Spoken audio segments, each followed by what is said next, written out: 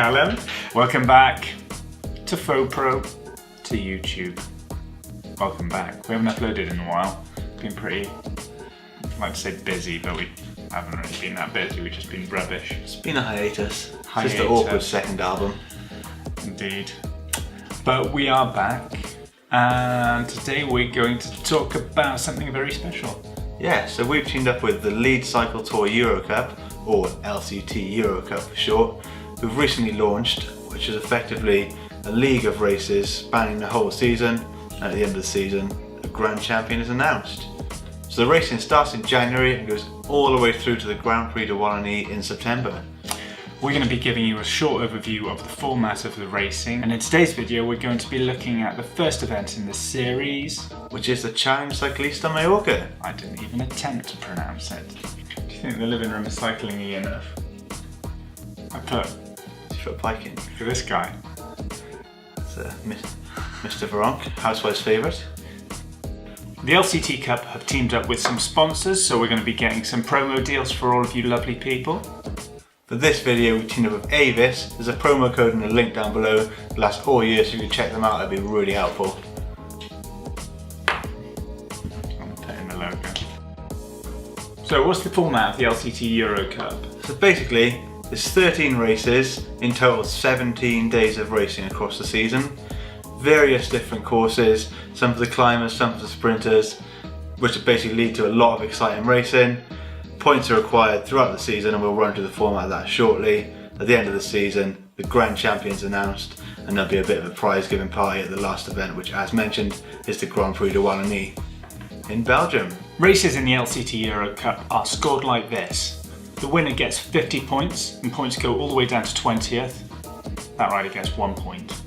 For stage races and multi-race competitions, the points are halved, so the winner gets 25 and 20th gets half a point. At the end of the race, GC riders get the full points on top of that. Then at the end of the season, the rider with the most points gets awarded the status of Grand Champion and the LCT trophy.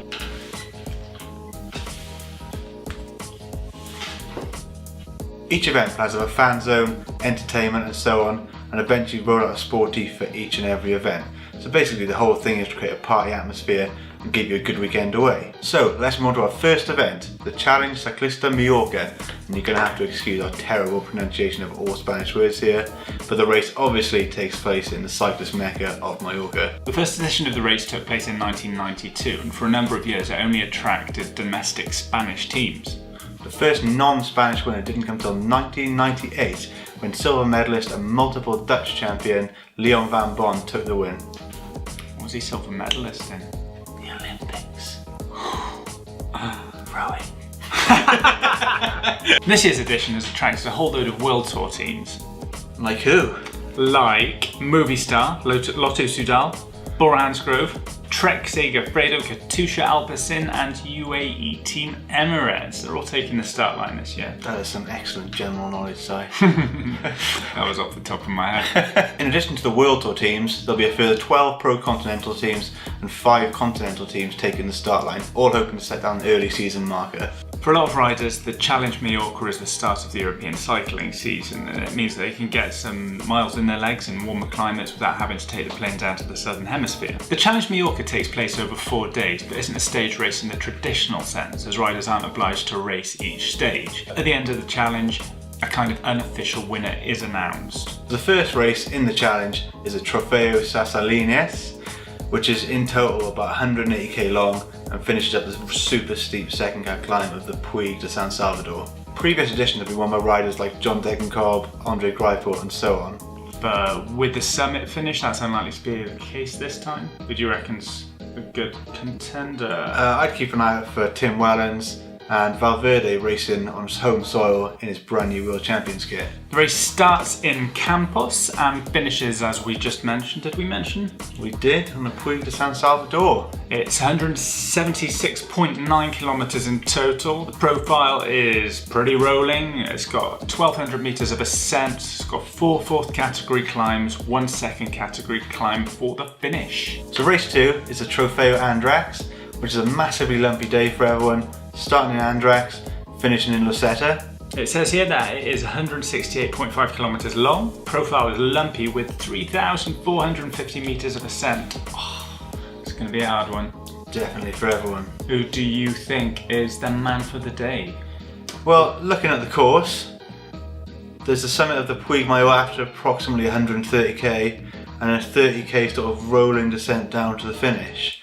So, Breakaway riders. yeah, either a sort of excellent climber who can gain enough time, Aru, Martin, so on. But Steve Cummins does also feature on the winners list, so could keep an eye out for that style of rider, but I'm not sure if he's starting, to be honest. We've also got to look out for Rafael Micah, Tim Wellens. Going to be looking forward to that one. Like a good breakaway day. Always. Race 3, Trofeo Serra Tramantura. That almost sounded Spanish. Starts in Sola, finishes in Dea. It's 142 kilometers long. Profile? Well, pretty relentless really. Another super steep day. Again, looking at the profile sheet. Yeah, another 3,450 meters of ascent. But slightly different to yesterday, and rather than having a sort of couple of super steep climbs, there's sort of a lot of climbs dotted throughout the day. There's 2 third cat climbs, 3 second cat climbs, and they're taking in the Puigmayo from the other side to the day before. So it's going to be similar riders that we think are going to win. I'd say so, yeah. But then again, looking through the list of winners, Cancellara did also take the win here in 2016, but then he is a bit of an enigma. Stage 4, Playa de Palma Trofeo. Starts in Palma, finishes in Palma. It's 159 kilometers long. Yep, it's a fairly flat day compared to the others. Whilst there's still 1,500 meters of climbing, there's no major climbs along the route, so it should be one for the fast men, I would say. Likes of Degenkolb, Kittel, one of the sprinters. It looks like a sprinter's day. potentially a breakaway. Pan flat last 30k, kind of inward coast road, maybe not much wind, potentially could let them get away. So for the unofficial overall winner, who are we looking at?